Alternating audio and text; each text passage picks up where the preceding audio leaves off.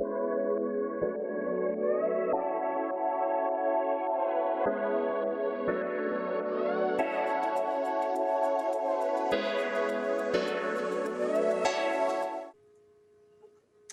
bonsoir à tous, bienvenue.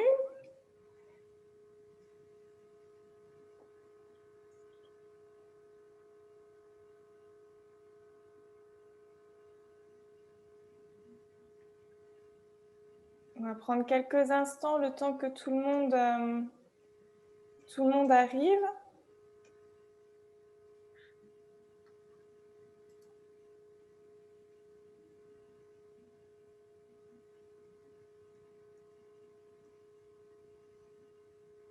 Hop, je vois que le nombre de participants augmente.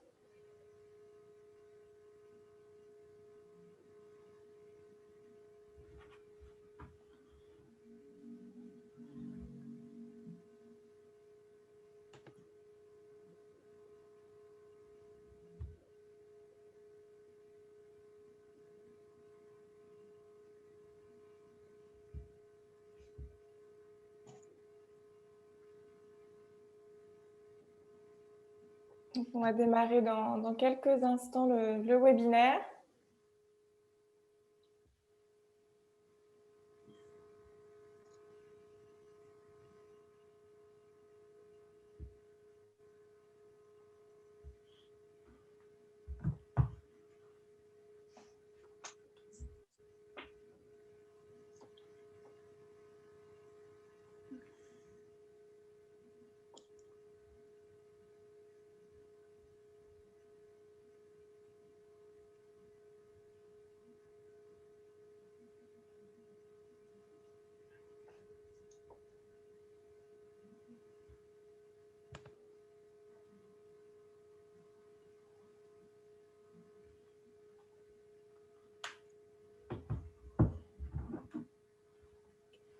Je vais vous proposer de démarrer. Donc, bienvenue à tous pour ce webinaire qui a pour thème « Quand la data et l'IA révolutionnent des métiers ». Donc, je suis Caroline Argouet, je suis chargée de mission filière numérique au sein de l'association ADN Ouest et je suis basée à Brest pour animer les départements du Finistère et des Côtes-d'Armor. Donc, je vous propose quelques bonnes pratiques pour profiter au mieux de ce webinaire, même si avec l'année écoulée, tout le monde commence à avoir un niveau expert sur Zoom et autres outils. Si vous avez une problématique, je vous invite à l'indiquer dans le chat pour qu'on puisse au mieux y répondre. Donc, en quelques mots, ADN Ouest, c'est une association qui regroupe un peu plus de 600 entreprises sur 2 régions, Pays de la Loire-Bretagne. Les entreprises sont réparties en 3 collèges. Donc, le premier, c'est les entreprises de services numériques. Le deuxième, c'est ce qu'on va qualifier d'entreprise utilisatrice. Donc, c'est une société qui n'a pas cœur de métier numérique, mais qui a une DSI au sein de son entreprise. Et le troisième collège, c'est les établissements supérieurs de recherche et de formation. Donc, on organise un peu plus de 100 événements par an autour de 4 grands thèmes que vous voyez sur l'écran. Donc, l'emploi et la formation avec des sensibilisations aux métiers du numérique pour différents publics, que ce soit les jeunes, les personnes en reconversion professionnelle ou bien les professionnels de l'emploi. Donc, pour tout ça, on s'appuie sur notre enquête annuelle qui est l'ORCN, l'Observatoire régional des compétences numériques, qui permet donc chaque année de faire des remontées terrain de l'évolution des métiers du numérique au sein des sociétés. Le deuxième axe va être autour de l'innovation avec principalement ADN Booster, qui est un accélérateur de start-up. Le troisième axe autour de la transition numérique. Donc là, c'est organiser des ateliers et de l'événementiel avec différents partenaires sur ce sujet. Et le quatrième axe autour de la RSE avec 2 dispositifs. La communauté numérique responsable lancée par les adhérents à l'automne dernier et puis ADN Solidarity qui est un fonds de dotation qui permet de soutenir des projets teintés numériques autour des domaines comme le handicap, les quartiers prioritaires ou l'équité homme-femme par exemple. Donc, cet événement a été pensé et construit par les membres du groupe de travail ADN Ouest Finistère. Donc, je les remercie pour leur implication pour cet événement. Donc ce soir, on va avoir 3 interventions. La première donc de Maëlle Lebert qui travaille, au sein de Brest Métropole, sur, une intervention sur un projet de service public local de la donnée. Une deuxième intervention de Philippe Remeau, le directeur général du groupe Cogedis, qui présentera l'intelligence artificielle appliquée au métier de la comptabilité. Et puis enfin, John Kefelec fera une intervention sur l'intelligence artificielle et ses évolutions avec un focus sur le Finistère. Donc je vous souhaite à tous un très bon webinaire et puis je vais passer la main à Maëlle Lebert pour la première intervention de la soirée. Bonsoir à tous. Je suis donc Maëlle Lebert, je suis adjointe au directeur du développement économique international à Brest Métropole et j'ai parmi les dossiers dont j'ai la charge, il y a la création d'un service public local de la donnée. Déjà commencer peut-être par dire que le projet a été vraiment lancé, hein, même si ça traînait un petit peu dans les esprits depuis quelques années, mais a été vraiment lancé en 2019. Avec une feuille de route que je vais vous présenter ce soir, qui a été finalisée en fait en mars 2020 et qui, confinement et contraintes sanitaires oblige, a été mise entre parenthèses, hein, de manière très claire pour la métropole et qu'on a sorti, on va dire, en fin d'année 2020 avec une première réunion et une présentation officielle à nos élus au mois de janvier dernier. Donc, vous voyez, c'est tout récent. Je voulais d'abord commencer sur un peu la genèse de ce projet. Pourquoi on a pensé ce projet? D'abord parce que on considérait que on avait pas mal d'atouts et pas mal d'expériences qui pouvaient nous donner l'ambition de créer un service public local de la donnée pour le territoire. D'abord parce qu'on a un territoire dynamique à la pointe qui a beaucoup de filières d'activités très ancrées, des entreprises leaders dans pas mal de domaines, en mer, agroalimentaire, finance, des filières historiques dans l'électronique, les télécommunications, traitement du signal, des entreprises emblématiques du numérique qui s'installent comme OVH par exemple. La métropole s'est de plus dotée d'une stratégie numérique qui s'appelle Au Brest Horizon Digital, donc en 2016, et qui pointe dans l'un de ses axes la mise en œuvre d'une politique d'ouverture et de management de la donnée. On a, sans auto-congratulation, mais vraiment une direction des systèmes d'information qui est vraiment experte, hein, puisque au-delà d'une vision stratégique d'un SI classique, notre DSIT s'emploie vraiment à garantir la cohérence et la conformité d'un système d'information qui lui permettent de dialoguer notamment avec les systèmes d'information de l'État. Donc, on travaille sur les API entreprises, API particuliers ou encore de la région Bretagne. L'objectif étant bien sûr de faciliter le parcours de l'usager. On a une DSIT qui a également créé un réseau de télégestion à grande échelle pour traiter en temps réel un grand nombre de télémesures et de contrôler à distance des installations techniques, chaufferie, panneaux solaires, alarmes. On a évidemment la question de l'open data, là, qui est donc une obligation par la loi sur une république numérique, mais dès 2010, l'ouverture des données géographiques SIG en open data sur le portail Géo Pays de Brest, qui comporte plus de 300 jeux de données actuellement. La mise à disposition via une API développée en interne des données de l'offre théorique et des données en temps réel du trafic de transport collectif, API qui est reprise aujourd'hui par des acteurs privés du déplacement comme Movit, Mappy et autres. Et puis, la publication, là, de manière plus classique, des données sur le portail data.gouv.fr. Et puis, via un partenariat que nous avons développé avec le Conseil départemental du Finistère pour le dépôt, la publication des données de la métropole et des communes de la métropole.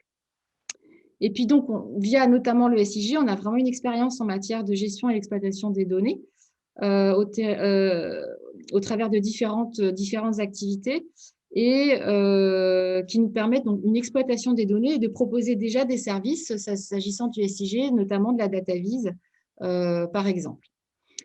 Maintenant, je souhaitais aborder le sujet au travers des différents enjeux que nous avons identifiés dans l'étude de la création d'un service public de la donnée, des enjeux qui, selon nous, confèrent aux collectivités des responsabilités particulières. Et en fait, c'est sur la base de ces enjeux que nous avons dessiné la trame du projet que je vais vous présenter aujourd'hui. D'abord, des enjeux politiques. puisqu'il y a certes une très bonne exploitation, une très grande exploitation, une exploitation massive des données qui permet donc des économies, proposer des services innovants, mais notamment massives des structures privées qui en font un usage marchand.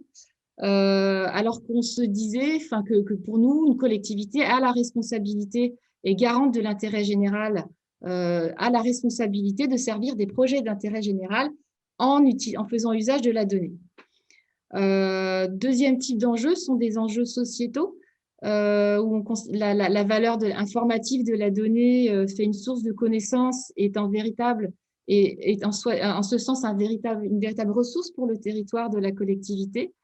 Mais pour nous, il ne faut pas oublier que la captation et l'exploitation de la donnée ne pensent pas forcément certaines choses comme la solitude, l'isolement, le vieillissement, qui permet notamment une véritable caractérisation sociétale de la donnée, de la société à travers la donnée.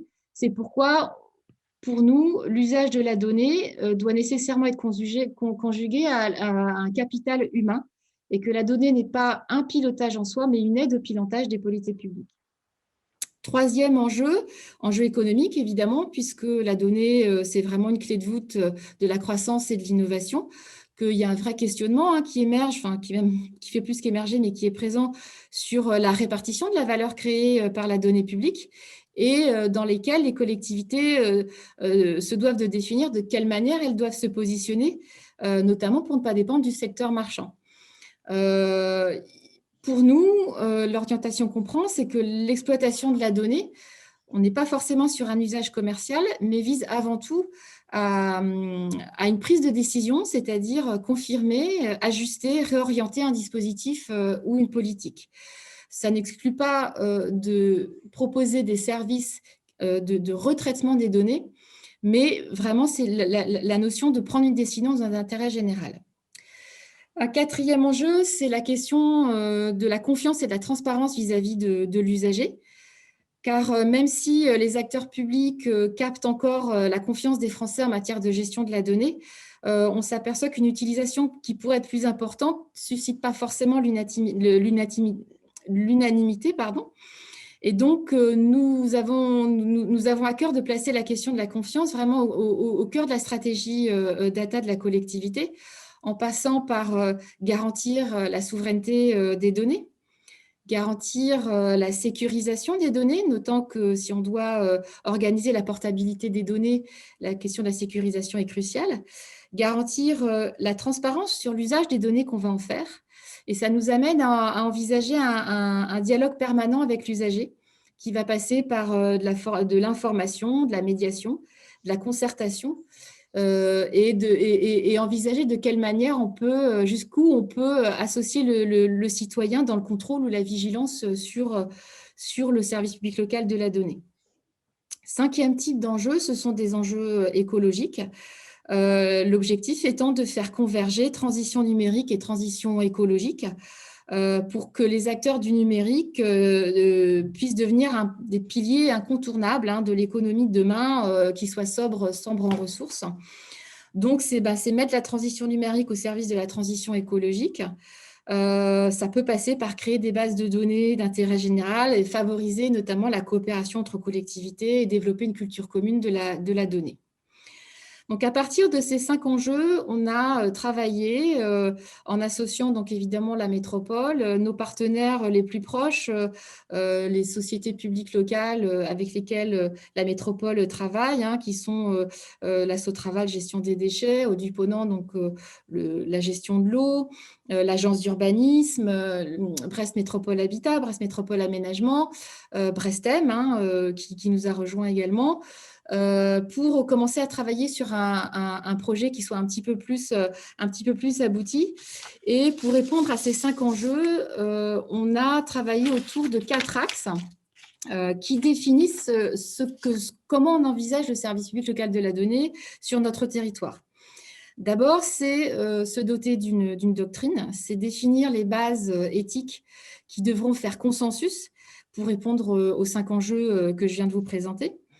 Et dans cette doctrine, ça va être la définition de valeurs partagées, la définition de c'est quoi une donnée d'intérêt général, c'est quoi agir dans l'intérêt général, Évidemment, le respect du RGPD, le respect de la vie privée, sobriété, hébergement souverain des données, sécurisation, enfin, voilà, toutes ces notions qu'on retrouve. Donc, c'est travailler à l'élaboration d'une doctrine. Deux, c'est définir une gouvernance. Deuxième axe, définir une gouvernance qui peut se traduire sur 3 niveaux.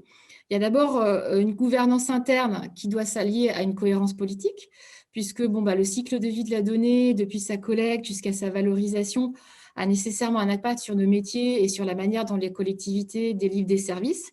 Donc, pour nous, il faut lier gouvernance interne et transformation numérique du service public. Et puis, il y a une gouvernance à l'externe, c'est-à-dire Brest Métropole se situant sur un territoire, un bassin de vie de 400 000 habitants, et des territoires voisins avec lesquels nous avons l'habitude de travailler. Donc, il s'agit de définir comment ce SPLD va s'inscrire dans notre territoire. On sait très bien que tout ce qui concerne la collecte, l'organisation, la valorisation des données, toutes les technologies qui sont associées comme Big Data, intelligence artificielle, demandent la mobilisation de moyens et de compétences spécifiques que nous, seuls, Brest Métropole, on ne peut pas engager. Et que si on a un écosystème qui est plutôt riche qualitativement, on est quand même beaucoup, beaucoup plus petit qu'à Rennes Métropole ou Nantes Métropole, par exemple. Donc, on souhaite vraiment inscrire la gouvernance du service public local de la donnée dans un territoire assez large, dans un peu une notion d'alliance des territoires, en s'appuyant notamment sur une tradition de l'Ouest breton qui est vraiment de coopérer. On a des ententes qui vont jusqu'à Morlaix, Lannion, Quimper, le pays centre-ouest Bretagne. Travailler évidemment avec le conseil départemental, ce qui permettrait aussi de toucher le monde plus rural. Voilà, donc on n'imagine pas travailler tout seul. Gouvernance donc territoriale. Et puis, une gouvernance vis-à-vis du citoyen, comme je le disais tout à l'heure, c'est quelle place on va accorder au citoyen dans la gouvernance de notre dispositif. Est-ce que c'est jusqu'au point où il ferait partie de la gouvernance d'une structure qu'on aurait montée ad hoc? Est-ce que c'est simplement un rendu compte régulier, annuel, semestriel? Enfin voilà, c'est une question qu'on se pose et sur lesquelles on va aller en cheminant. Autre point, c'est quatrième axe, c'est définir une stratégie de management de la donnée. Là, on est plus tourné vers l'interne. C'est comment on identifie les compétences à l'interne, comment on valorise les connaissances et les expertises, comment on les priorise. C'est capitaliser sur nos connaissances, comment on documente ces connaissances, comment on actualise et comment on organise la montée en compétences. En fait, c'est faire émerger une fonction data dans l'organisation des services, pour l'instant, en tout cas pour ce qui concerne Brest Métropole, n'existe pas encore. Et puis enfin, je dirais le quatrième axe, qui est un petit peu l'aboutissement de toute sa réflexion, c'est la création d'un tiers de confiance. C'est donc créer une structure ad hoc qui, dans un cadre de confiance éthique, souverain, devra permettre aux acteurs qui en seront membres de partager et de croiser des données, tout en respectant évidemment l'intérêt des individus et des propriétaires des données. Ça, c'est un petit peu la feuille de route qu'on s'est fixée. On a évidemment le projet, c'est même pas le projet, mais des cas d'usage, travaillés par une méthode expérimentale qui sont les cas d'usage. On en a déjà mené. L'idée, c'est aussi de travailler avec nos partenaires sur des cas d'usage afin de tester notre capacité à travailler, à collaborer entre secteur public, secteur privé. On est en contact là avec Arkea sur comment on pourrait trouver des cas d'usage qui permettraient de confronter déjà à quoi on se heurte sur les données un petit peu sensibles détenues par Arkea et qui pourraient peut-être être utiles dans la proposition d'améliorer le service public à l'usager. Voilà, un petit peu le projet qu'on a.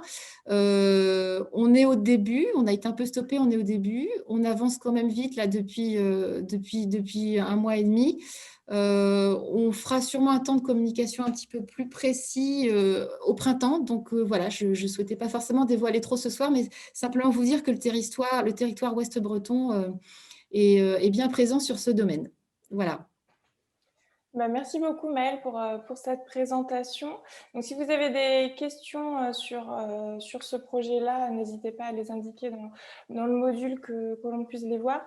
J'avais une question Maëlle concernant justement ce projet-là. Est-ce que vous avez échangé avec d'autres villes, d'autres métropoles françaises ou à l'étranger pour vous inspirer et faire échange de bonnes pratiques? Alors, on a inscrit ce sujet sur le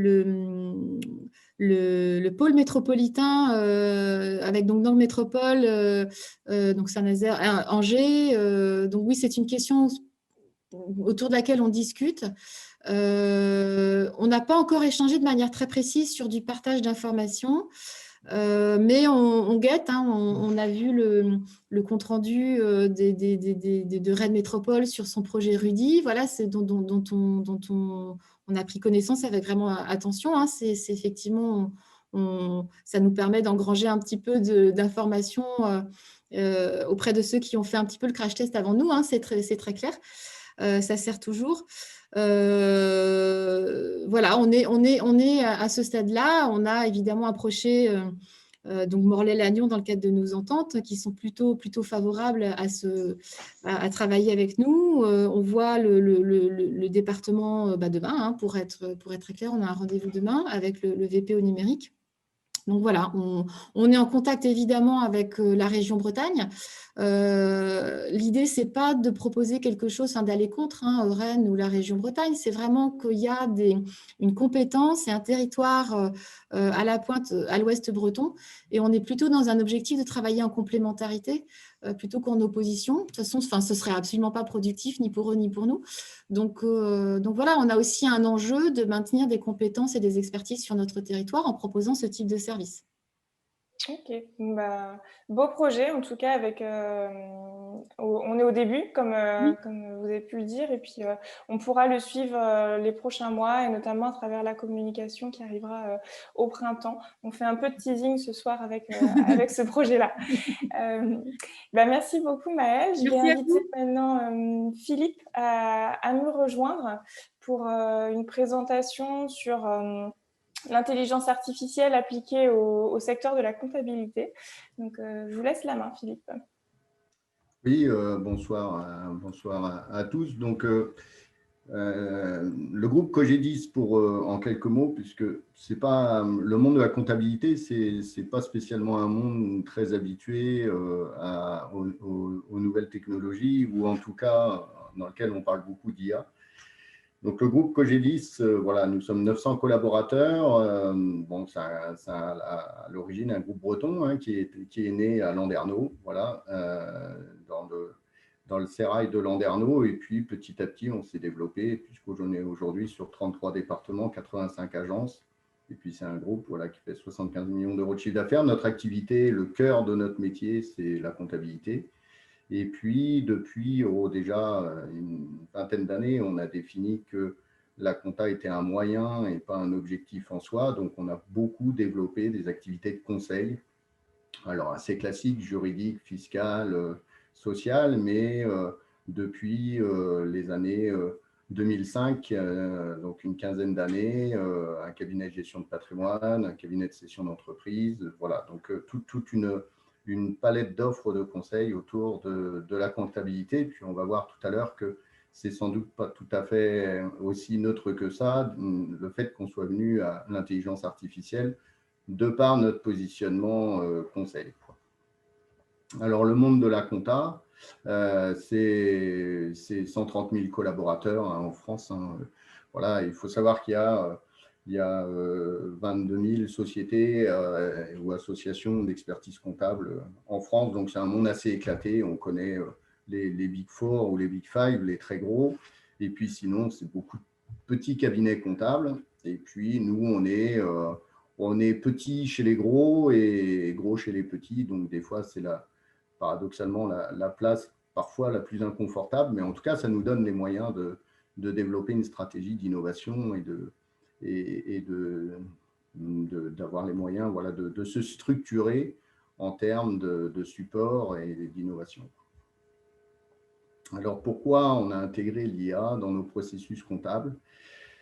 Alors, c'est une histoire qui date en réalité de 2015. On avait pour objectif d'automatiser la saisie comptable. Faut comprendre que sur un dossier comptable, la saisie, ça représente environ la moitié du temps. La moitié du temps pour lequel nous, on a des collaborateurs qui prennent des factures papier puis les saisissent. Et donc, la valeur ajoutée client en elle-même, elle n'est pas forte, voire très faible, ce qu'on appelle vraiment des tâches à faible valeur ajoutée. Et donc, on s'est intéressé assez vite à voir comment on pouvait automatiser cette saisie comptable. Alors, automatiser la saisie comptable, ça oblige à passer par 2 étapes différentes et qui sont distinctes en réalité. La première, c'est de reconnaître la facture. Alors, souvent, quand j'en parle, il y a beaucoup de gens qui me disent « Ah bon, parce que jusque-là, les OCR, ils ne reconnaissaient pas bien les factures. » Ben non, les OCR classiques, ils ne reconnaissent pas bien les factures parce que d'abord, il y a des milliers de formats différents. Vous imaginez bien, quand vous recevez vos factures, toute la facture, ce n'est pas normé. Donc, à part le fait de se dire qu'on a le fournisseur, l'adresse, le hors-taxe, la date, la TVA, enfin bon, ok, ça c'est normé. Le haut de page, le pied de page, mais alors tout le reste, ça ne l'est pas. Je dois aussi préciser que nous, la moitié de nos clients sont des agriculteurs. Qu'est-ce qu'un OCR? C'est un scanner, c'est une technologie qui reconnaît le contenu des documents. Donc, nous, la moitié de nos clients sont des agriculteurs. Là aussi, c'est important parce que les facturations, les factures chez les agriculteurs sont un peu particulières, ou en tout cas, on va dire qu'on est dans un domaine d'activité un peu particulier lorsque vous avez des factures de produits végétaux pour des vaches ou des factures d'engrais pour du blé. Ce n'est pas du tout pareil que la facture d'achat de shampoing pour un coiffeur ou la facture métro pour un restaurateur. Voilà. Bon, et ben nous, c'est notre quotidien, hein, puisque nos 19 000 clients, ce sont à 95% des petites entreprises, la moitié agriculteurs, la moitié des professionnels, artisans, commerçants et professions libérales. Donc, la première chose, c'était de reconnaître l'ensemble de ces factures. Mais ce qu'on souhaitait, nous, c'était aussi avoir la capacité de reconnaître le contenu des factures pour pouvoir disposer de l'ensemble des informations dans la facture. Comprendre qu'un comptable, quand il enregistre aujourd'hui, il fait déjà un premier travail de synthèse, c'est-à-dire qu'il regarde la facture et puis il dit « Oh, ben ça, c'est de l'entretien-réparation » et puis il met ça dans un compte, il met le total dans l'entretien-réparation. Il regarde, des fois, il se dit « Bon, ben là, ok, je vois, c'est de l'achat de shampoing, de l'achat de peigne, bon, ben, tout ça, c'est de l'achat de fourniture, il met tout en achat de fourniture. » Donc, nous, on a commencé avec notre éditeur, avec des systèmes classiques de machine learning de l'époque. On est en 2016 et avec une ambition qui était vraiment de scanner et de faire reconnaître l'ensemble des factures de tous nos clients. Donc une ambition sur des volumes conséquents. Bon, à peu près, un dossier, c'est 500 factures. Donc, vous voyez, 20 000 par 500, ça fait à peu près 10 millions de factures. Donc, qu'est-ce qui se passe? On commence avec les outils traditionnels, puis rapidement, on se rend compte que ça ne fonctionne pas bien, que l'outil, l'OCR, n'est pas capable de reconnaître la multitude de formats de factures qu'on a. Il lit le haut de page, le pied de facture, l'entête et pied de facture. Donc, c'est-à-dire qu'il lit le total, mais on n'a aucune connaissance de ce qu'il y a à l'intérieur.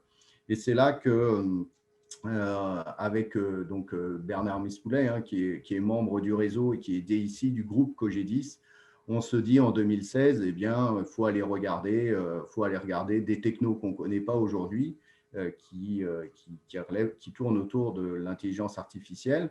Alors, il faut se remettre en 2015-2016, on parlait de transformation numérique, on ne savait pas trop ce que ça voulait dire, on disait des fois transformation digitale, numérique, on se disait big data. Bon, alors là, c'était encore plus l'écran de fumée, big data, on savait qu'il fallait y aller, mais on ne savait pas vraiment ce que ça voulait dire. Donc, on se dit, l'IA, c'est sans doute la solution. Mais moi, j'avais une idée en tête, c'était que je me disais, si l'IA est capable de reconnaître ou d'apprendre par cœur 10 ans du passé, en lisant 10 ans d'un grand livre passé, il pourra prédire la 11e année. Voilà l'idée que j'avais en tête et c'est absolument pas ça qu'on a fait. Donc, on s'est mis en recherche de start-up ou d'entreprises qui travaillaient autour de l'IA et des factures. Et puis, bon, après, c'est des jeux de hasard, de rencontres, de personnes avec qui ça match. On a rencontré l'entreprise Datim sur Paris. Et Datim, eux, travaillaient déjà sur un réseau de neurones pour des départements d'achat de grosses sociétés du CAC 40. Et donc, ça faisait déjà 2-3 ans qu'ils développaient un moteur d'IA à base de réseau de neurones qui avait déjà commencé à apprendre à lire, à voir et à lire des factures. Et donc, ça matche bien entre nous.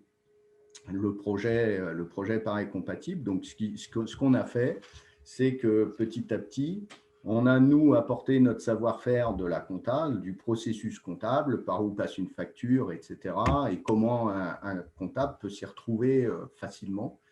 Et puis, ça, c'est la première étape. Et puis, Datim a apporté ses algorithmes et son réseau de neurones pour reconnaître et reconstituer l'intégralité des factures qu'on leur propose.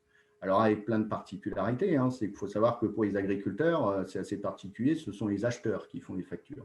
Les agriculteurs, ils ne font pas leurs factures. Quand ils vendent du lait, par exemple, c'est la laiterie, c'est-à-dire l'acheteur qui fait la facture. Donc, l'humain, il sait tout de suite, il regarde, il voit les noms, il sait tout de suite qui est l'acheteur et qui est le vendeur. La machine, elle ne le sait pas tout de suite. Donc, il a fallu qu'on travaille sur des particularités comme ça, reconnaître les quantités. Donc, aujourd'hui, l'IA et cette solution, hein, Conciliator, reconnaît l'intégralité des factures, donc toutes les libellés, toutes les lignes, reconnaît les quantités, donc que ce soit des quintaux pour du blé, que ce soit le nombre de flacons pour des produits vétaux, etc. Reconnaît toutes les quantités et puis est capable, alors ça c'est ensuite la deuxième étape, là on n'a toujours pas saisi pour l'instant, on a fait que collecter de la data et la deuxième étape c'est eh bien qu'on a appris au moteur à affecter comptablement ces lignes en disant eh bien ça c'est ça s'appelle comme ça, donc c'est du produit véto, c'est un produit véto qui va pour les vaches parce qu'on a une finesse d'approche qui va jusque là, c'est-à-dire qu'on affecte en agricole de façon très analytique pour dire ça va sur du blé, c'est pour des vaches, c'est pour des chèvres, pour des cochons, c'est pour etc. Et de la même manière, hein, en pro, on a appris à la machine à dire eh bien, ça, c'est de l'achat de marchandises, ça, c'est de l'entretien-réparation, ça, c'est du petit matériel, ça, c'est de la vente de produits finis, etc.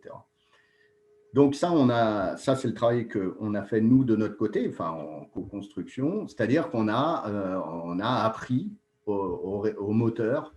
Alors, moi, je ne connaissais pas grand-chose à l'IA à l'époque. J'avoue qu'aujourd'hui, je suis un petit peu plus féru.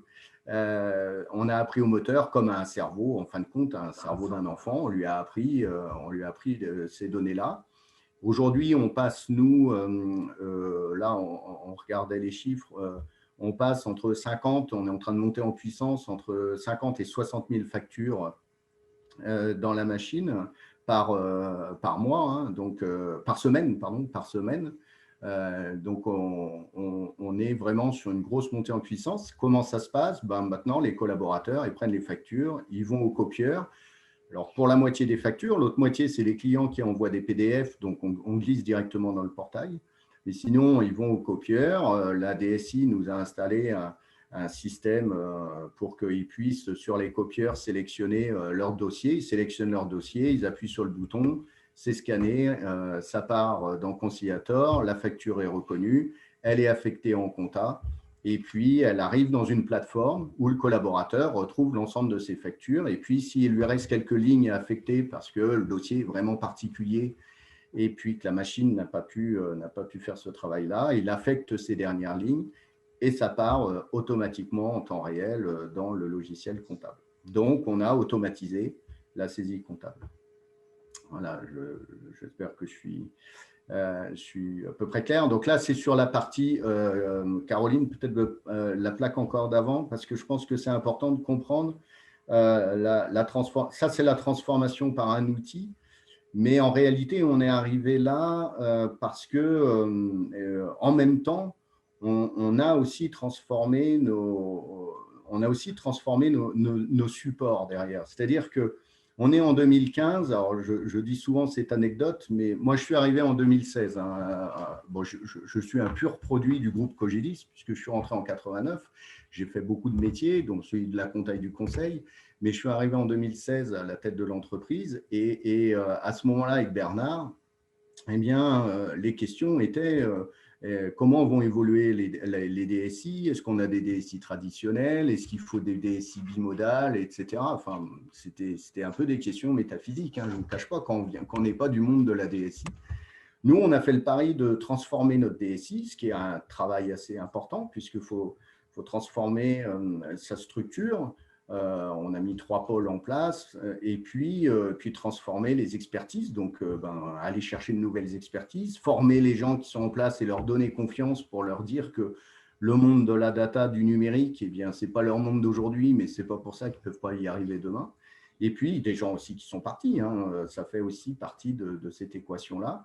Et une fois qu'on a transformé, enfin, le gros travail a été fait par Bernard, le DSI du groupe, hein, et une fois que cette transformation DSI a été faite, eh bien, on s'est attaqué à la direction marketing, qui était une direction relativement classique, à faire de la communication, de l'événementiel et du print, pour la transformer en une direction de web marketing et data market. Là aussi, en allant recruter à l'extérieur. Donc, la directrice marketing vient du monde de la banque, le DRH vient du monde de l'assurance, ce ne sont pas des gens de groupe. On a beaucoup d'experts qui sont arrivés d'autres univers que les nôtres pour justement venir un peu nous sortir de notre monde de la compta. Et puis voilà, sur cette partie, Caroline, j'ai je ne sais plus jusqu'à quelle heure j'ai, parce que je me connais et je suis un peu bavard. Jusqu'à 55, 18h55, 19h à peu près. Il y a bon, encore du temps. Je suis dans le timing. Et donc, voilà, on peut transformer, enfin, ça c'est l'enseignement que moi j'ai retenu, c'est que on peut pas se contenter d'outils. En réalité, il faut vraiment avoir des socles qui soient des socles assez bien établis sur d'abord la transformation de ces supports.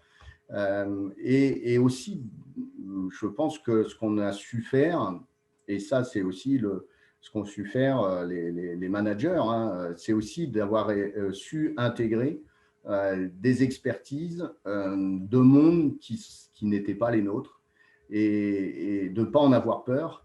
On est en train de refaire l'opération avec la data, puisque aujourd'hui, eh bien, la suite de ça, c'est qu'on collecte. Déjà, nous, on collectait beaucoup de données, mais là, on en collecte encore plus, imaginez, sur le nombre de factures. Donc, eh bien, c'était dans notre plan moyen terme, de toute façon, mais on est arrivé très logiquement à devoir structurer cette data. Donc, ça a commencé là aussi de nouveau par la DSI sur la mise en place d'une architecture data, de mettre en place des data marts et des entrepôts de données et des flux. Ce n'est pas vous que je vais expliquer ça, vous le savez mieux que moi. Mais cette culture data, si elle s'arrêtait à la DSI, ça ne sert pas à grand-chose en réalité. Enfin, c'est important, mais une fois qu'on a des magasins et si personne ne vient dedans, bon, bah, ça ne sert pas à grand-chose. Et c'est plus compliqué après. Alors, par le marketing, eh bien, on est allé chercher des expertises de personnes qui travaillaient dans le monde. Bon, alors nous, ça reste le monde du service, hein, c'est le monde bancaire ou le monde de l'assurance, mais sur du scoring de clients, donc de nous amener aussi cette connaissance-là. On a fait la même chose sur la partie recherche et innovation technique. Là, on est en cours, c'est-à-dire que sur cette direction qui restait une direction assez traditionnelle sur la conception de produits à base de comptabilité, eh bien, elle se fait aujourd'hui totalement impactée par la data. Donc, on est en cours de recrutement. On vient de recruter un data analyst, on en recrute un deuxième. On fait aussi appel par moment à de la prestat de service sur de la data science parce qu'on se rend compte qu'aujourd'hui, le minerai et l'or OR, c'est-à-dire notre richesse, elle est autour de cette data-là. Donc, il faut réussir cette transformation. Et puis maintenant, on est rendu sur le terrain parce que il faut que nos collaborateurs évoluent dans leur métier. Imaginez bien quand même que le monde de la compta, je dirais que depuis la sortie de la guerre, ça n'a pas beaucoup changé. Donc, certes, on a eu la révolution de la micro-informatique, un peu comme tout le monde, c'est sûr, on est passé des calculs manuels avec la micro-informatique, mais la structuration même, c'est toujours la même, c'est-à-dire que je saisis. Alors, soit c'est tous les mois si j'ai de la TVA mensuelle, sinon je vais saisir deux fois dans l'année ou 3 fois dans l'année. Donc là, j'arrive chez mon client, je prends les factures et puis je les saisis et puis je repars. Et puis, une fois par an, je vais clôturer les comptes. Donc, je vais faire ma clôture comptable, je vais discuter un peu avec mon client sur ses inventaires, etc. Et puis, je vais aller remettre les comptes à mon client 3 mois, 4 mois après la clôture. Donc, moi, je suis entrepreneur. Je me retrouve dans une situation où mon comptable, alors ça, c'est globalement ce qui se passe dans tous les cabinets comptables, c'est la profession comptable, eh bien, mon comptable, il va venir me voir au mois d'avril, si je clôture au 31 décembre. Mais alors, au mois d'avril 2021, imaginez bien que déjà mon année 2020, alors là c'est un peu particulier, mais mon année 2020, elle est déjà derrière moi. Et puis que moi, je suis déjà parti dans mes affaires, dans mon business, je suis déjà parti sur 2021. Ce qui m'intéresse, c'est plutôt de savoir où j'en suis aujourd'hui, puis voire même, est-ce que dans les 2-3 mois, là, j'ai de la souplesse, je peux investir, pas investir, est-ce que j'ai besoin de trésorerie, est-ce que ça va passer ou pas passer. Donc, ce regard vers le passé, il est de plus en plus déconnecté du monde réel, en fin de compte, puisque aujourd'hui, je dis souvent à mes collaborateurs, vous prenez votre smartphone, vous achetez un billet d'avion en un quart d'heure, et comment vous pouvez comprendre que votre client, il va attendre 3 mois, 4 mois après la clôture, c'est-à-dire 4 mois après son année écoulée pour pouvoir avoir des résultats. Et ce décalage sur le temps réel, et ce décalage sur le monde réel, en fin de compte, qui fait qu'aujourd'hui, on veut tout savoir tout de suite, en instantané. Quand on achète sur Internet, on veut savoir où est le colis. On est presque stressé là, de savoir si le camion il ne va pas tomber dans le fossé à cause de la neige. Ce décalage-là, il est complètement incompréhensible pour des clients d'une génération de 20-35 ans. Ce qui se ressent aussi dans nos Net Promoter Score, quand on interroge cette tranche de clientèle, eh bien, on voit bien qu'on a des gens qui sont globalement, on ne va pas dire insatisfaits, ce n'est pas pour ça qu'ils partent, mais quand on leur demande est-ce qu'ils vont nous recommander, non, pas spécialement, quoi. Enfin, on n'a pas un NPS qui tue les scores. Et ça, c'est important d'avoir ce changement-là. Donc, pour nos clients, eh bien, l'évolution, c'est justement de pouvoir amener du temps réel. Et ça, c'est l'autre grand volet au-delà de la data, c'est le temps réel. C'est-à-dire que le fait de pouvoir avoir des factures qui passent tout de suite dans la machine, qui sont analysées, qui reviennent dans la compta dans au pire 48 heures, fait qu'on peut imaginer demain des indicateurs de pilotage, voire même une prévision de son revenu, la prévision de sa trésorerie, voilà, des vrais indicateurs de pilotage qui vont être rafraîchis beaucoup plus vite. Et on va se retrouver dans une situation où eh bien, on peut rompre, là on peut commencer à imaginer à rompre cette fameuse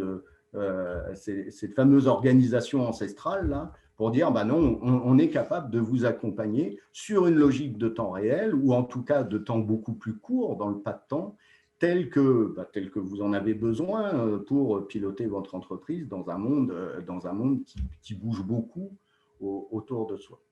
Et ça, c'est forcément le changement qu'on a à faire auprès de nos collaborateurs. Donc, moi, je m'inspire beaucoup de ce qui s'est passé dans le monde du service, l'assurance, les banques, sur des directions à l'accompagnement à la transformation, sur comment coacher les managers aussi dans cette transformation-là. Donc là, on est à ce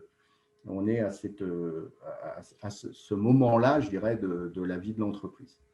Et puis, le dernier point, c'est justement aussi le traitement et l'utilisation de l'ensemble de cette data, parce qu'on rentre aussi dans une logique différente qui est d'avoir à imaginer des choses qu'on n'arrive même pas à imaginer aujourd'hui. Je ne sais pas si je me fais bien comprendre, et pour lesquelles les clients, je pense, ne sont même pas capables d'exprimer encore leurs besoins. Donc, je précise que les données qu'on collecte, nous, on les restitue à nos clients. Hein, voilà, elles ne sortent pas, enfin, d'abord parce qu'on est profession réglementée, puis on est une association aussi, c'est un peu particulier, hein, Cogedis, mais voilà, ce qu'on collecte, c'est au service de nos clients. Mais je pense qu'on va pouvoir imaginer demain des services et des accompagnements qui vont au-delà de ce qu'on peut, bien au-delà de ce qu'on sait faire et de ce qu'on peut faire aujourd'hui. Et ça, c'est une vraie révolution dans ce métier-là. Donc, il faut que l'entreprise avance totalement en même temps, je dirais, sur ces changements profonds. Je pense qu'on n'a pas fini. C'est pas le plus. On a fait une grosse transformation aujourd'hui. Il nous en reste encore une partie à faire. Hein. Donc, au niveau de nos collaborateurs, nous sommes en train de revoir totalement notre gestion prévisionnelle des emplois et compétences. En gros, c'est réécrire les métiers de demain. C'est quoi être comptable demain? C'est quoi être conseiller demain pour son client? Et puis, c'est aussi d'intégrer des nouvelles expertises. C'est quoi un data analyst? C'est quoi ces expertises qu'on connaissait pas dans un monde comme celui de l'expertise comptable. Donc, on réécrit l'ensemble de nos fiches de fonction et puis de nos référentiels de compétences pour pouvoir accompagner nos collaborateurs dans cette transformation-là.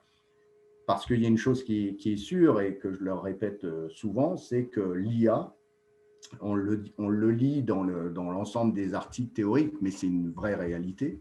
L'IA conduit à automatiser les tâches à faible valeur ajoutée, mais l'IA conduit aussi à augmenter le niveau de compétences des collaborateurs. Et c'est un effet qui va vraiment, vraiment ensemble et qui transforme aussi profondément, qui transforme les métiers, qui en crée des nouveaux, puisque nous, on a des métiers qui n'existaient pas avant, qui en créent des nouveaux, mais c'est surtout que, eh bien, on a des collaborateurs qui se retrouvent, alors ça va assez vite, hein. Avant que ça n'arrive, personne ne vous croit. Enfin, il y a 3 ans, quand j'expliquais qu'on était en train de travailler sur un moteur d'automatisation, bon, globalement, enfin, à part le groupe projet hein, avec qui je travaillais, mais globalement, on va dire que les autres collaborateurs, ils regardaient ça d'un peu loin. Et puis, à un moment donné, ça arrive. Hein. Et quand ça arrive, il faut rapidement avoir des solutions à faire et des propositions à leur faire pour qu'ils fassent évoluer leurs compétences. Sinon, ils sentent un espèce de vide. Il y a un vide sidéral là, qui arrive. Alors, comme il me reste 3 minutes, je crois, on me demande souvent quels sont les points importants à retenir dans une transformation comme celle-là. Moi, je dis souvent qu'il faut être super clair dans sa stratégie. Là, je vous ai raconté l'histoire en une petite demi-heure qui paraît une belle histoire et un beau conte de fées. En réalité, on est quand même passé par plein d'endroits difficiles, de la sueur froide, de l'opposition, des gens qui ne voulaient pas en entendre parler. On a connu toute cette période. De toute façon, la machine ne fera pas mieux que moi. Ce n'est pas possible. Ça fait 30 ans, 20 ans que je m'occupe de ce dossier-là. Jamais la machine ne pourra faire une qualité de saisie comme moi je la fais. Enfin, on a connu tous ces moments-là. Donc, il faut être extrêmement clair sur sa stratégie pour tenir ses équipes aussi, hein, parce que les équipes, elles ont des doutes. Donc, faut vraiment les accompagner. Je pense qu'il faut être transparent. Moi, je ne cache rien. Voilà, je ne cache rien aux collaborateurs du groupe. Je leur dis ce que le monde est et ce que le monde va être. Et si je dois leur dire que la saisie va disparaître, je leur dis. Et si je dois leur dire que le monde du déclaratif eh bien, va à horizon 10 ans, parce que va à horizon 10 ans devenir portion congrue de notre métier, je leur dis. De toute façon, ils sont des adultes. Moi, j'y peux rien. C'est le monde qui bouge. Et je pense que c'est nécessaire aussi d'avoir une forme de vérité. Et puis, je le disais tout à l'heure, je pense qu'il faut aussi avoir, faut pas hésiter à faire venir de nouvelles expertises et se faire challenger, c'est gentil, par moment même se faire bien bousculer de façon très correcte, mais par des gens qui ont une autre approche et puis qui ont aussi une vision. Alors, c'est clair, en SI, pour moi, c'est fondamental. Il faut être capable de sortir de ces prix carrés pour avoir des gens qui viennent nous montrer le potentiel de ce qu'on peut faire, demain. Voilà, je crois que je suis à peu près dans le timing. Merci beaucoup Philippe. Alors il y a des questions suite à cette présentation, notamment une question sur est-ce que au sein de l'organisation, il y a d'autres cas d'usage il y a l'intelligence artificielle pourrait être mise dans d'autres services par exemple ou utilisée à autre chose. Aujourd'hui, c'est essentiellement au service de nos clients, donc de la production, de l'automatisation, c'est essentiellement là qu'on l'a mise. Et puis, bon, demain, peut-être, sans doute qu'il y aura d'autres secteurs, mais là, pour l'instant, c'est essentiellement là qu'on l'a posé. Ok. Alors, il y a une autre question. En partant de l'expérience du monde agricole, quelles sont les autres activités, donc, selon vous, qui trouveraient un avantage à opérer une transformation numérique? Votre regard sur ça? Ouais, je pense que, moi, je connais un peu le monde du paragricole et le monde du service dans le paragricole, donc du service autour des agriculteurs. Ils vont tous être, d'une manière ou d'une autre, totalement impactés par le numérique et par une approche différente des clients. Mais il y a d'autres secteurs en agricole qui ont été touchés plus vite que nous. Aujourd'hui, il y a des robots de traite, par exemple, dans les exploitations agricoles. C'est des vrais ordinateurs avec des tonnes des quantités d'informations. Et aujourd'hui, les robots de traite, ils appartiennent aux fabricants. Et ceux qui avaient l'habitude d'analyser eh bien, ont dû passer des accords pour récupérer la donnée. Donc, on voit bien que le monde agricole est un monde qui, globalement, est assez sur des usages d'objets connectés et de data, déjà. Qui se modernise, quoi, vraiment. Ah oui. C'est un secteur, monter dans un tracteur aujourd'hui et vous êtes dans un petit bijou de technologie, en réalité, quoi. C'est presque des voitures, hein. C'est plus les tracteurs d'il y a 30 ans, c'est sûr. Non. Une question concernant justement le taux d'erreur des classements des factures. Est-ce que vous avez évalué ça? Et puis éventuellement, si vous l'avez évalué, comment vous palliez? Alors aujourd'hui, on a 80% des écritures sur les factures. Alors, sur la reconnaissance des factures, aujourd'hui, on a un taux de reconnaissance qui est très, très élevé, je ne sais pas, parce que c'est Datim qui traite les erreurs de son côté, mais de façon très élevée. Après, nous, sur l'affectation comptable, on a 80% des factures qui passent automatiquement et sans erreur, parce qu'on remesure derrière si nos collaborateurs retouchent les écritures dans le logiciel comptable. Donc, on est capable de faire la boucle, de réitérer pour voir exactement s'ils retouchent beaucoup. Donc, on a 80% des écritures qui passent. Ensuite, il y a 5% qui restent au collaborateur final. Et puis, il y a 15% qui nécessitent encore un visu, on va dire, par ce qu'on appelle, nous, des entraîneurs d'IA. C'est-à-dire là, des gens qui connaissent bien le métier de la compta et puis qui regardent les écritures et qui disent c'est bon, ah là, non, je corrige, c'est bon, pour continuer à améliorer la performance du moteur. Ok. Alors, il y a des questions, je vais englober le package, si je puis dire. Donc, quelle est la solution IA qui a été utilisée? Donc, si je ne dis pas de bêtises, c'est Conciliator de la société Datim, donc société parisienne. Et alors, je ne sais pas si ça peut être communiqué, mais il y a des questions sur la relation entre le coût de l'IA et le retour sur l'investissement. Est-ce que le montant que l'investissement a représenté pour vous, il est, j'imagine, pertinent, sinon vous n'aurez pas fait la démarche. Mais est-ce que c'est satisfaisant aujourd'hui, ces retours-là?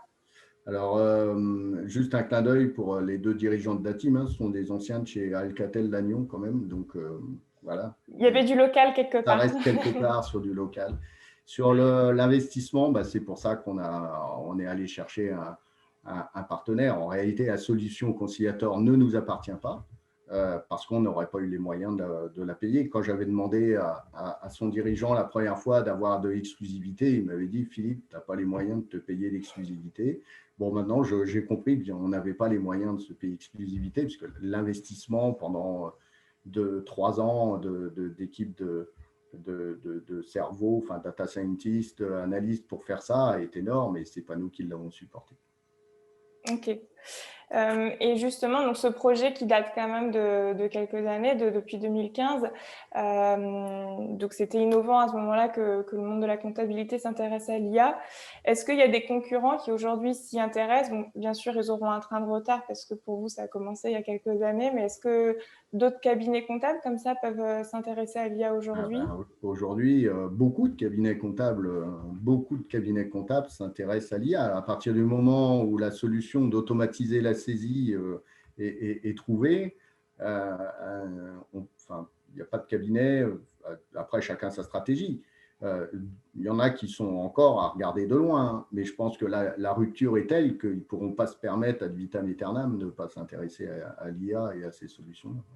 Parce que ça permet du coup aux collaborateurs comptables d'être sur d'autres sujets. J'imagine avec ce temps gagné, ils vont être sur du conseil davantage. De l'accompagnement conseil, donc beaucoup plus d'accompagnement auprès des clients, beaucoup plus de présence et puis des gains de productivité. Donc la rupture, elle est assez forte. Et votre objectif premier, qui était de faire de la prédiction comptable avec ce volet-là, est-ce que ça reste un objectif ou justement parce que les collaborateurs comptables ont plus de temps, ils peuvent imaginer, commencer à faire des analyses qui peuvent permettre pour les clients d'avoir une certaine prédiction? Non, là, on est vraiment alors là, on est revenu en innovation, hein, mais on est vraiment en train d'imaginer de nouveaux critères de pilotage beaucoup plus instantanés. Ce que j'appelle des critères de pilotage, c'est pour un client, de pouvoir piloter son entreprise en temps réel par rapport à aujourd'hui, et que là, le collaborateur vienne en accompagnement de son client pour lui expliquer le critère, pour qu'ensemble, ils prennent les bonnes décisions. Ok. Alors, une autre question concernant qu'est-ce qui fait le succès ou l'échec de l'implantation d'une IA dans les entreprises? On a un petit peu évoqué ça tout à l'heure avec le fait d'être bien entouré, d'avoir des personnes innovantes au sein de ces équipes. Est-ce qu'il y a d'autres aspects selon vous? Non, je pense qu'il faut, c'est ce que je disais tout à l'heure, je pense qu'il faut rassurer aussi parce que ça peut faire peur hein, quand même à un moment donné, parce que l'IA est quand même assez puissant, quoi. Bon, voilà, c'est plutôt ce que je disais tout à l'heure, hein, faut plutôt être transparent par rapport à ça, quoi. Et une dernière question qui nous permettra justement après de faire la transition avec l'intervention de John à suivre. Quelles sont selon vous les prochaines étapes à franchir à travers l'IA? Est-ce que vous avez votre idée? Après, Si, je pense que, mais là, il y a aussi des travaux qui sont menés par d'autres éditeurs, mais je pense que l'IA va continuer à avancer sur la partie révision comptable. C'est-à-dire que là, on a parlé de la saisie, mais globalement, demain, la machine sur la révision comptable va avancer et va permettre d'aller beaucoup plus loin sur la séquence comptable. Je pense que dans 10 ans, sur la séquence, le métier de la compta tel qu'il est aujourd'hui, à horizon 2030, aura vraiment, vraiment changé de visage. Surtout quand vous avez laissé entendre qu'il y a des data scientists qui arrivent dans votre groupe, c'est pas forcément quelque chose qui était pensé, j'imagine, il y a quelques années, d'avoir ces deux profils à collaborer ensemble à aujourd'hui, quoi. Donc, merci beaucoup en tout cas pour ce témoignage qui a suscité de nombreuses questions. Et je vais inviter maintenant John Kefelec à me rejoindre pour la troisième et dernière intervention de la soirée. Voilà. Hop. Bonsoir à tous. John, on n'a pas la caméra, mais attends, on va ça va arriver. la remettre. Hop.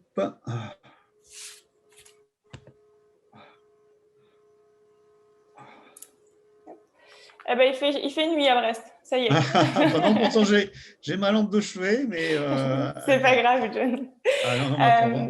On va mettre la vidéo. Arrêtez la vidéo, non, si. Non, c'est bon, c'est activé. C'est juste qu'il fait pas très lumineux, mais c'est pas grave. C'est la nuit qui est tombée. Ah ouais, pourtant, attends, je vais mettre ma lampe de chevet à côté. Oui, ah ben voilà. Ouais, j'ai un setup un peu particulier, donc. C'est pas grave, il est 19h, on a le droit d'être dans son canapé, tout est possible. Voilà, voilà. Ouais, j'ai peut-être laissé John commencer par te présenter et puis après on passera par un petit temps de questions-réponses pour expliquer ta vision de l'IA Oui, sur, voilà. sur le Alors, je suis territoire. désolé d'avoir ni la caméra, ni les slides. Décidément, je suis vraiment le mauvais de la classe.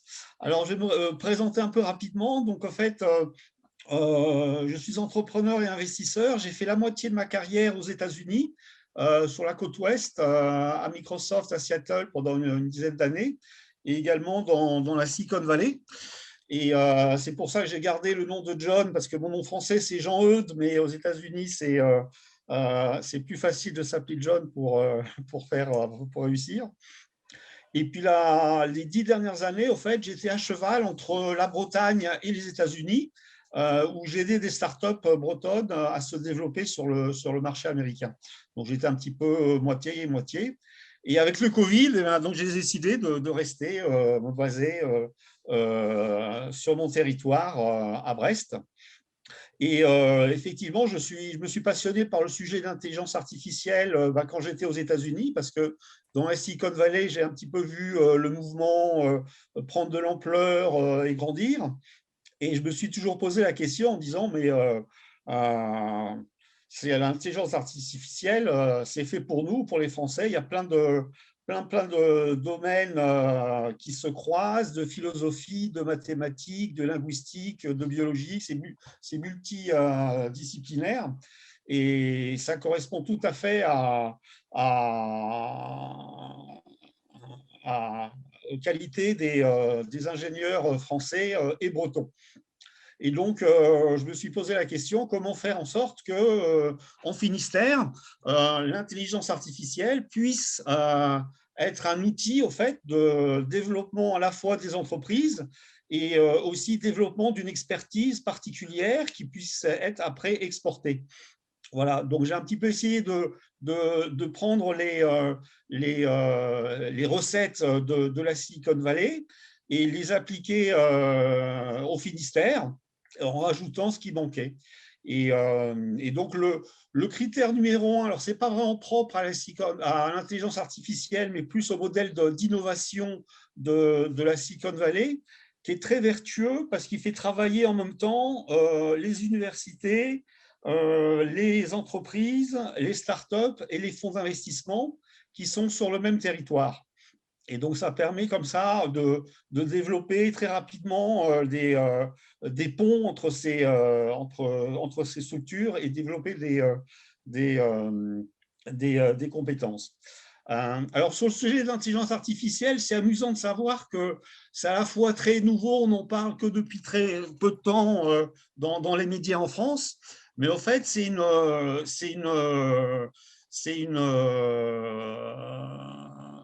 un domaine qui date de plus de 50 ans. En fait. On remonte l'intelligence artificielle à une conférence de chercheurs de Dartmouth en 1956. Et donc, il y a 4 ou 5 chercheurs qui venaient d'IBM ou de centres de recherche qui commençaient à travailler sur les sujets en quoi l'ordinateur pouvait ressembler, mimer le comportement humain. Alors, ils avaient des noms tellement compliqués sur leur sujet de recherche qui se sont dit ça passera jamais on sera financé si on n'arrive pas à expliquer simplement ce qu'on va faire.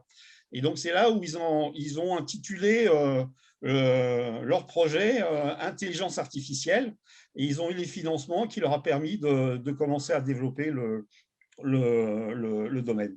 Alors, je ne vais pas vous faire tout l'historique, mais il y a quand même des points marquants.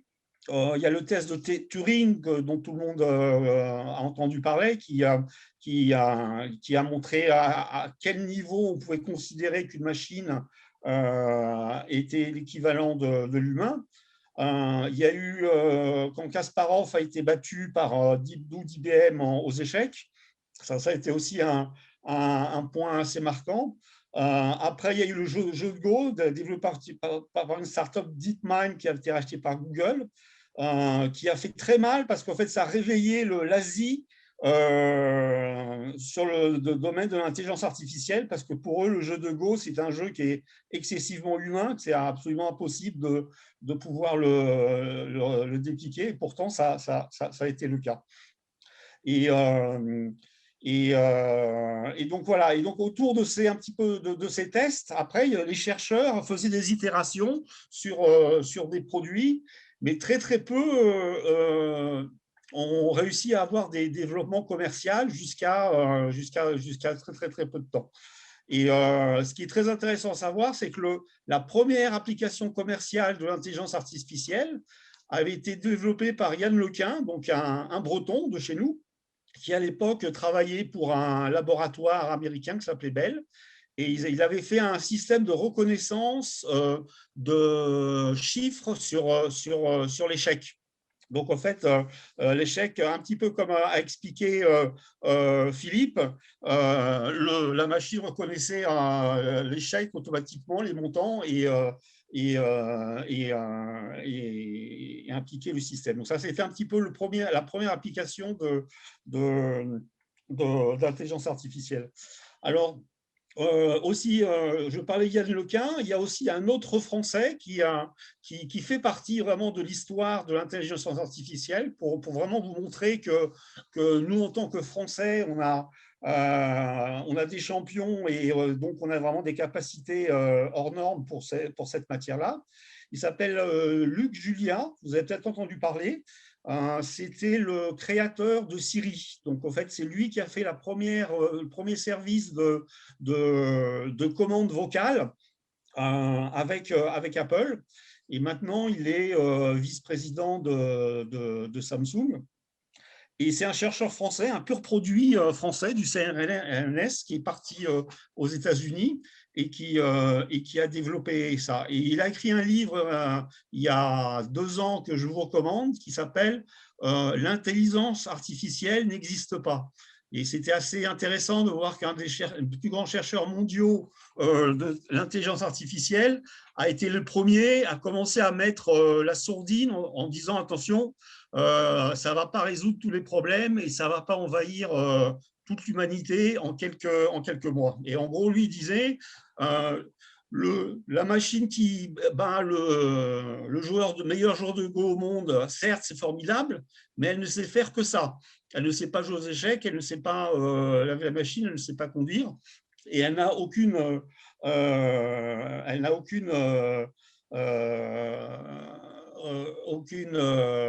émotion. Et il faut tout lui apprendre à zéro si elle veut s'attaquer à un autre domaine. Et l'autre problème qu'il y a avec les intelligences artificielles, en ces moments de discussion de tout ce qui est transformation écologique et énergétique, ce sont des modèles qui sont excessivement énergivores, qui dépensent une énergie folle en puissance de calcul pour pouvoir arriver à simuler une seule partie de l'intelligence artificielle. Voilà, donc ça c'est un petit peu le contexte. Alors ensuite, quand je regarde mon écosystème finistérien, eh bien, je vois que j'ai tous les éléments qu'on retrouve dans la Silicon Valley. On a des super centres de recherche, que ce soit dans la mer, avec Ifremer, avec le CHOM. On a le laboratoire d'imagerie médicale du CHU. On a des excellentes écoles de formation d'ingénieurs qui sont largement surreprésentées par rapport à la taille de la population. Et on a des startups, on a des très très belles startups, et je serais ravi de vous donner quelques exemples de startups locales qui travaillent avec des clients locaux. Et ce n'est pas pour rien que Philippe de Cogedis aussi a développé son outil d'intelligence artificielle à partir du Finistère. Voilà, donc on avait tous ces éléments-là, mais en tant qu'écosystème, on avait du mal à travailler ensemble parce que ça, c'est un petit peu le mal français, mais qui est en train de s'améliorer. Et quand j'ai entendu parler d'un programme de Microsoft qui proposait de développer des écoles d'intelligence artificielle en partenariat avec les territoires, donc j'ai proposé ce projet aux collectivités finistériennes, donc à Brest Métropole, au Technopole French Tech Brest Plus, et on s'est dit banco. C'est un petit peu ça qui nous manque, aussi avoir un extérieur, un peu un GAFA, un grand nom de l'intelligence artificielle avec lesquels on puisse faire de collaboration. Donc, on s'est engagé dans ce projet-là. Alors, l'école IA s'appelle École IA Microsoft by Simplon. Alors, Simplon, c'est l'organisme de formation qu'a choisi Microsoft pour déployer et qui a cette particularité, c'est qu'elle a une méthode pédagogique qui n'est pas académique, qui est vraiment basée sur le mode projet, travaux pratiques, et qui s'adresse à un public éloigné de l'emploi. Et l'idée, c'était de montrer que, avant de faire perdre de l'emploi d'une manière dramatique à cause de l'intelligence artificielle, eh ben, en fait, il y avait plein de métiers non remplis aujourd'hui qui sont disponibles pas à des bac plus 18, mais à des niveaux intermédiaires et qui pourraient trouver du travail rapidement avec une formation accélérée. Donc, on a fait un partenariat donc avec Microsoft. Le deal, c'est qu'il fallait qu'on trouve sur notre territoire 20 promesses de contrats d'embauche en alternance. Donc, c'était ça un petit peu le plus difficile dans cette aventure. Ça nous a pris quasiment 1 an. Et donc, on a réussi comme ça, au bout du compte, à réunir de très beaux employeurs locaux. Je les cite pour que vous voyez la diversité. Il y avait Verlingue à Quimper, Eureden, donc la coopérative agricole qui était anciennement Triscalia et Dossi, le CHU, Brest Métropole, le Crédit Agricole, Arkea, Capgemini et Alcatel. Et ce qui a vraiment été super, c'est qu'on a vraiment travaillé ensemble, en groupe, et on s'était dit, on va apprendre l'intelligence artificielle et les derniers développements tous ensemble. Il y en avait qui étaient plus avancés que d'autres, clairement, qui avaient déjà des structures, des data scientists, des projets d'IA, d'autres qui commençaient à partir de zéro. Et avec ce programme, en fait, on a vraiment développé une dynamique de construction et de développement de l'intelligence artificielle autour de cet outil.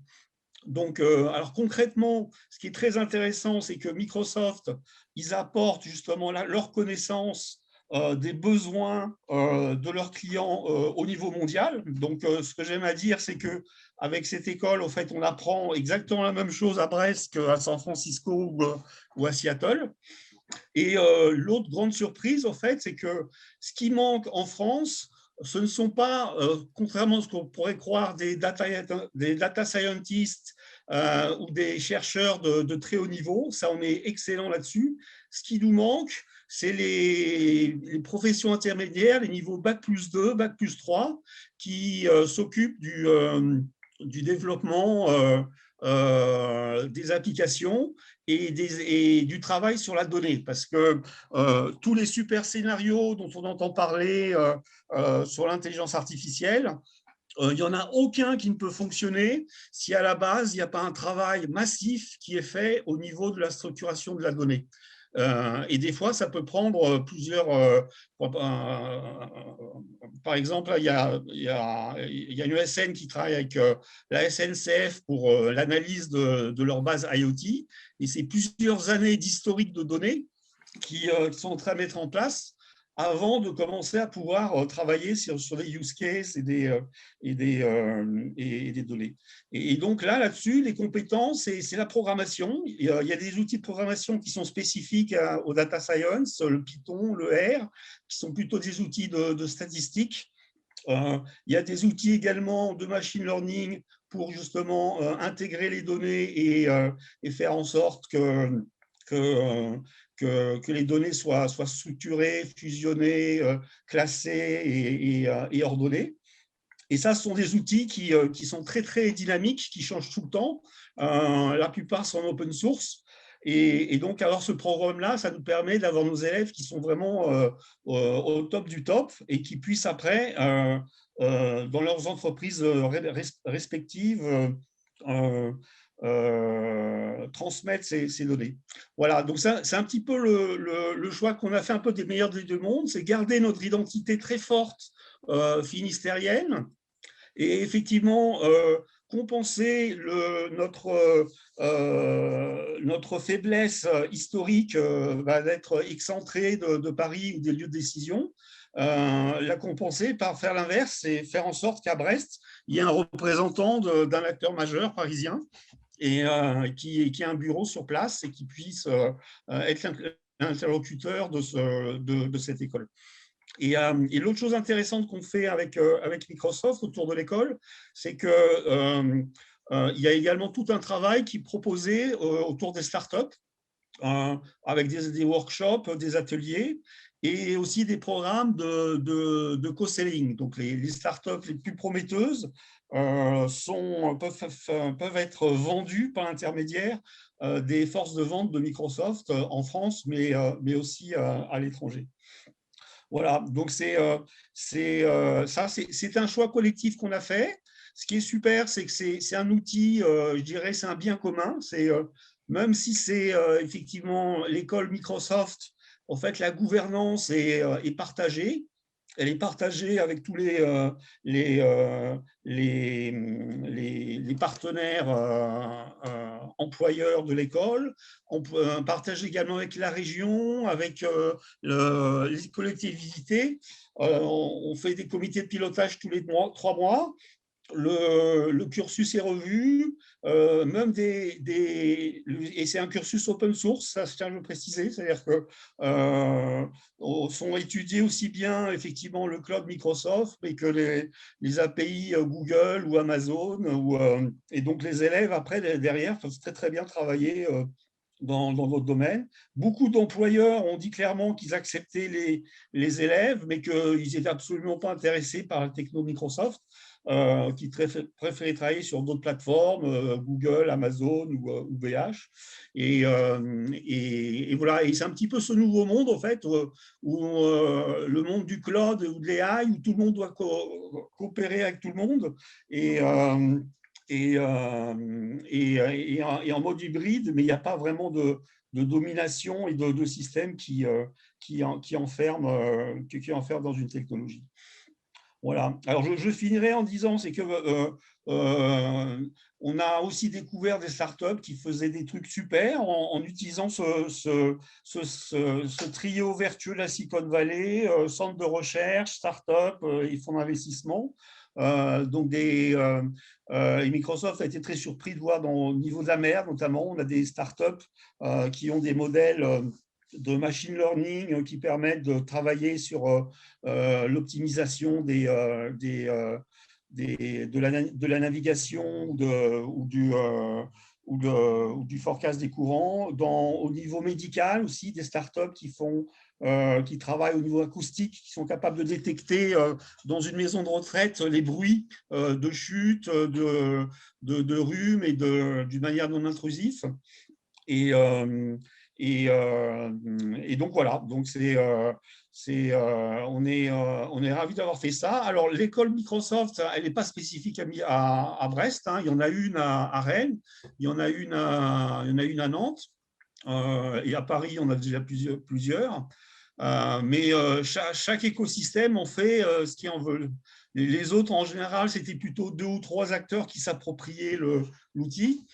Et nous, on a vraiment voulu que ça soit un outil collectif qui appartienne à tout le monde. Voilà, donc, et la dernière chose également, c'est que, donc ça c'est la partie savoir-faire sur laquelle on travaille, et l'autre partie sur laquelle on travaille, c'est le faire savoir aussi. C'est donc tous les travaux qui vont sortir, soit de l'école, soit des startups qui existent déjà, ou soit des entreprises. On va organiser une conférence, la 2e édition. On avait une première édition l'année dernière, qui s'appelait Brest is AI. La 2e édition va avoir lieu au mois d'avril. Et franchement, n'hésitez pas, si vous avez des exemples d'expériences comme celle de Philippe à Ecogedis, ou d'exemples de start-up à remonter, on sera ravis de les mettre en valeur.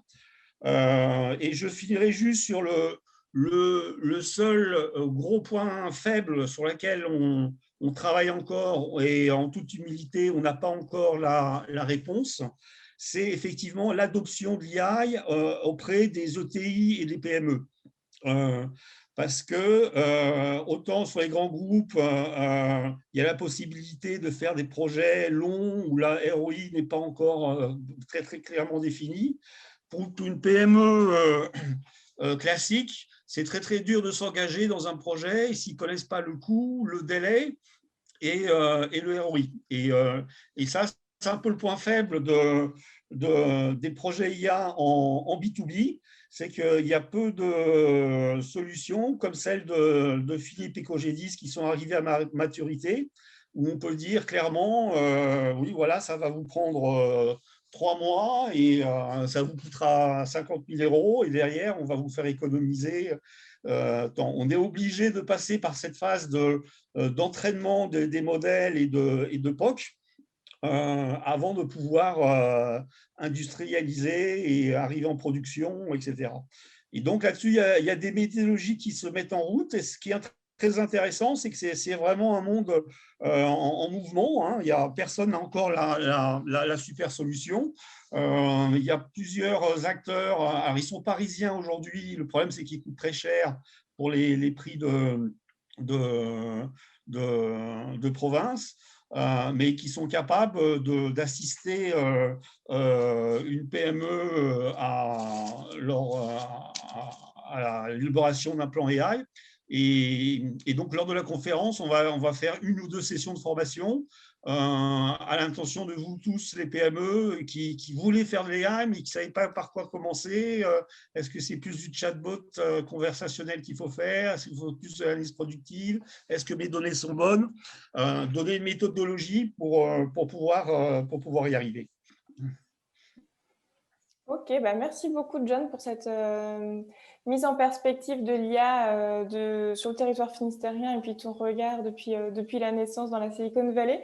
J'aurais juste une question en quelques mots pour qu'on puisse respecter le timing. Quelle est justement, après cette présentation, selon toi, l'évolution de l'intelligence artificielle? Comment tu la vois demain dans les entreprises et pourquoi pas dans les PME comme tu l'évoquais à l'instant? Je la vois et j'ai été vraiment super inspiré par l'intervention de Philippe de Cogedis. Au fait, effectivement, quand on pense AI, on pense souvent innovation, recherche, long terme. Et au fait, ma recommandation, moi, je pense qu'on va avoir de plus en plus de solutions beaucoup plus pratiques et pragmatiques pour adresser des process d'entreprise existantes dans les RH, dans les finances, dans les stocks, dans la logistique, dans les transports et dans les finances. Ça, c'est mon premier prédiction. Okay. Et puis ma deuxième, moi je pense qu'on va voir aussi des choses très très intéressantes qui vont arriver au niveau du médical. Vraiment, c'est un secteur qui va faire d'une utilisation véritablement révolutionnaire de l'AI dans les diagnostics, dans la recherche des traitements et avec toujours bien sûr la peur, ça ne va pas remplacer le radiologue, ça ne va pas remplacer le personnel médical. Et là également à Brest, il y a une première basée sur réalité virtuelle, donc une technologie HoloLens, c'était Microsoft, avec un chirurgien à Brest qui était assisté à distance d'un chirurgien à Rennes pour une opération concernant assez vraiment interventionnelle. Ce n'est pas simplement du diagnostic d'image, c'est du temps réel pour aider à la réalisation d'une opération suite à une AVC. Et c'est la première fois mondiale, et ça aussi, il faut vraiment être fier de notre compétence là-dessus. Mélanger la télémédecine avec la réalité augmentée, ça n'a encore jamais vraiment été fait, quoi. Voilà, donc ça aussi, c'est mon deuxième prédiction. La partie médecine va vraiment va vraiment bénéficier d'une manière exponentielle de ces innovations. Ok, bah merci beaucoup. Et puis pour compléter, justement, il y a Maxime Havès d'Arkea avec qui vous avez l'habitude de travailler, qui indique une autre force du territoire qui témoigne du développement de l'intelligence artificielle, c'est aussi l'existence d'une communauté de 650 personnes par le biais de Meetup Data Science à Brest. Donc c'est vrai que tout cet écosystème-là permet en effet de développer le territoire et de le rendre Oui. attractif sur ces enjeux d'intelligence artificielle. C'est vrai, c'est vrai. Et j'insiste là-dessus, ce qu'a dit Maxime, parce que c'est très important, parce que ces meet-up, en fait, c'est vraiment les fanatiques du domaine.